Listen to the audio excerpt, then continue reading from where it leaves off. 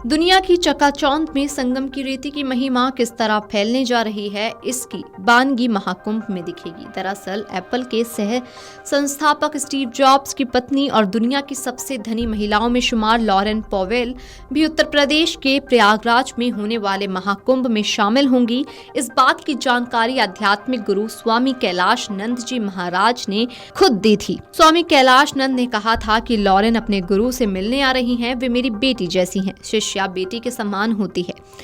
हमने उनको अपना गोत्र भी दिया है और उनका नाम कमला रखा है। ये दूसरी बार है जब वे भारत आ रही हैं। महाकुंभ में सभी का स्वागत है। वे 3 से 4 दिन रुकेंगी। वे महाकुंभ में आकर साधुओं से मिलेंगे और हमारी परंपराओं को समझने की कोशिश करेंगी। मीडिया रिपोर्ट्स के अनुसार अरबपति कारोबारी लॉरेन यहाँ 17 दिनों तक रहेंगी और कल्पवास में साधुओं की संगत में सादगीपूर्ण जीवन गुजारेंगी। दिवंगत पति स्टीव की तरह ही लॉरेन भी हिंदू और बौद्ध धर्म से खास जुड़ाव रखती हैं।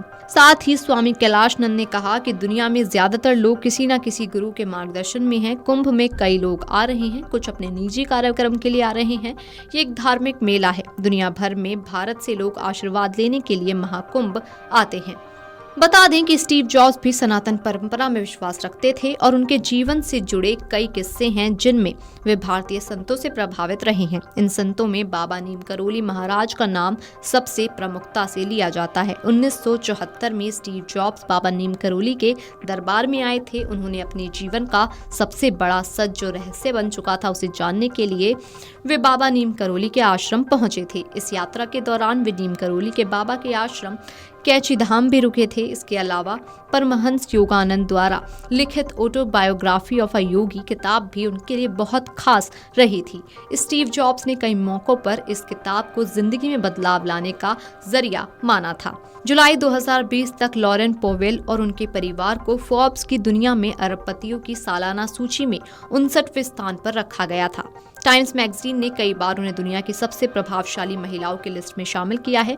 महाकुंभ में लॉरेन पावेल जॉब्स के लिए ठहरने की व्यवस्था विशेष महाराज डीलक्स कॉटेज में की गई है। वे निरंजनी अखाड़े के आचार्य महामंडलेश्वर स्वामी कैलाशानंद के शिविर में 29 जनवरी तक रहेंगी और सनातन धर्म को करीब से समझने का प्रयास भी करेंगी। इसके अलावा वे 19 जनवरी से शुरू हो रही कथा की पहली यजमान भी होंगी। निरंजनी अखाड़े के आचार्य महामंडलेश्वर कैलाशानंद गिरी महाराज ने बताया कि आज हम महादेव से प्रार्थना करने काशी आए हैं। कुंभ बिना किसी बाधा के संपन्न हो, इसकी पूजा की।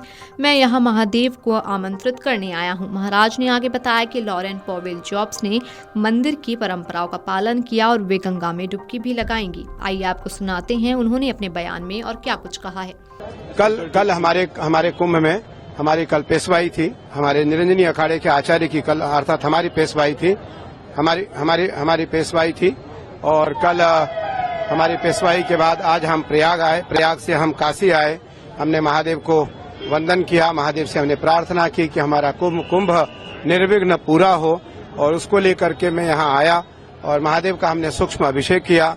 महादेव से हमने प्रार्थना की और यहाँ से वापस हम प्रयाग जा रहे हैं। राजनीतिक बाधाएं खड़ी करने की कोशिश की जा रही है, तो इसलिए हमने सबसे पहले मैं सबसे पहले आकर के निमंत्रण दिया महादेव को, सबसे पहला निमंत्रण दिया और अब आकर के मैं महादेव को पुनः वंदन करने आया, प्रार्थना करने आया कि मेरा कुंभ निर्विघ्न पूरा हो। और यह विशाल कुंभ है क्योंकि भारत का सबसे बड़ा अखाड़ा हमारा निरंजनी अखाड़ा है। मैं उस अखाड़े का आचार्य महामंडलेश्वर हूँ। बहुत बड़ा दायित्व होता है आचार्य का, तो उस कारण मैं आया और महादेव मेरे आराध्य हैं।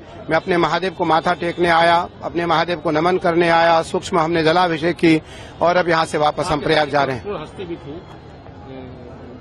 मेरे साथ हमारे शिष्य महर्षि व्यासानंद जी अमेरिका से हैं। इनको कल मैं महामंडलेश्वर बना रहा हूं। हमारे अखाड़े में ये महामंडलेश्वर बन रहे हैं। हमारे साथ एप्पल की जो फाउंडर मेंबर है उनकी मिसेज लॉरेन जॉब्स आई थी।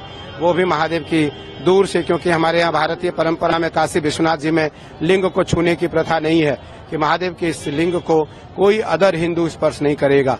तो वो बाहर से उनको दर्शन कराया गया क्योंकि परंपरा हमारी सर्वोपरि है। आचार्य और शंकराचार्य को ही यह दायित्व होता है कि हम अपनी परंपरा का निर्वहन करें। तो वो हमारे साथ आए। मेरी बेटी है वो और वो आई, उन्होंने भी महादेव का नमस्कार किया, महादेव को धन्यवाद किया, महादेव को माथा टेकी और हमारे परंपरा को समझ रही है, जान रही है। वो भी कुंभ में रहेंगी? कुंभ में रहेंगी वो भी गंगा स्नान करेंगी और उसके बाद जो कल महाराज का पट्टाभिषेक है उसमें शामिल रहेंगे। इस प्रकार से कार्यक्रम है। Video desk अमरउजाला.com। अमर उजाला जीवांजलि के सारथी की मदद लें और महाकुंभ में स्नान जरूर करें।